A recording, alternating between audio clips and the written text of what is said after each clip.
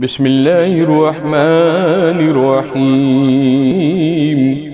يسبح لله ما في السماوات وما في الأرض له الملك وله الحمد وهو على كل شيء قدير هو الذي خلقكم فمنكم كافر ومنكم مؤمن والله بما تعملون بصير خلق السماوات والأرض بالحق وصبركم فأحسن صوركم وإليه المصير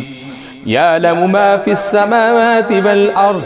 ويعلم ما تسرون وما تعلنون والله عليم بذات الصدور ألم يأتكم نبأ الذين كفروا من قبل فذاقوا وبال أمرهم ولهم عذاب أليم ذلك بأنه كانت تأتيهم رسل بالبينات فقالوا أبشر يهدوننا فكفروا وتولوا واستغنى الله والله غني حميد زعم الذين كفروا أن لن يبعثوا قل بلى وربي لتبعثن ثم لتنبئن بما عملتم وذلك على الله يسير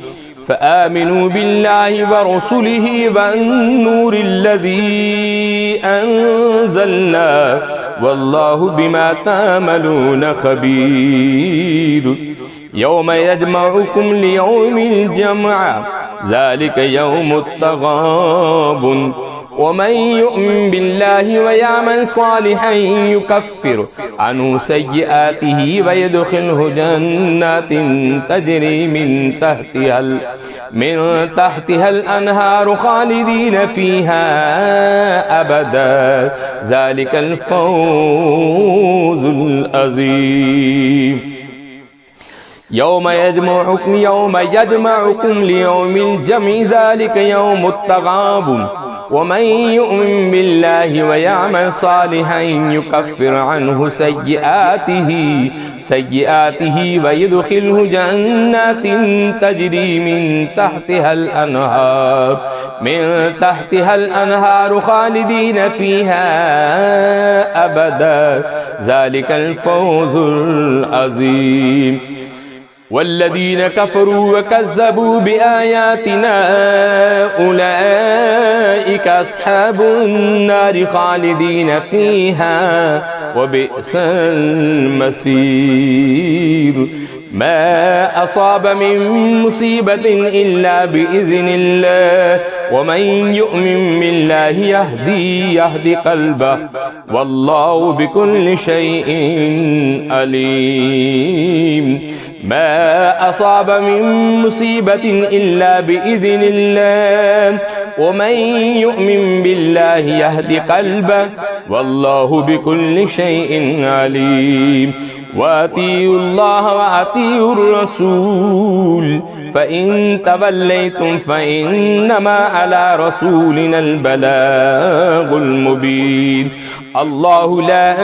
إله إلا هو وعلى الله فليتوكل المؤمنون يا أيها الذين آمنوا إن من أزواجكم وأولادكم عدوا لكم فاحذروهم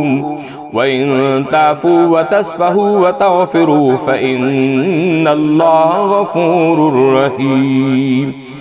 إنما أموالكم وأولادكم فتنة والله عنده أجر عظيم فاتقوا الله ما استطعتم واسمعوا وأطيعوا وأنفقوا خيرا لأنفسكم ومن يوق شح نفسه فأولئك هم المفلحون ومن يوق شح نفسه فأولئك هم المفلحون إن تقرضوا الله قرضا حسنا يضاعفه لكم ويغفر لكم والله شكور حليم عالم الغيب والشهادة العزيز الحكيم صدق الله العظيم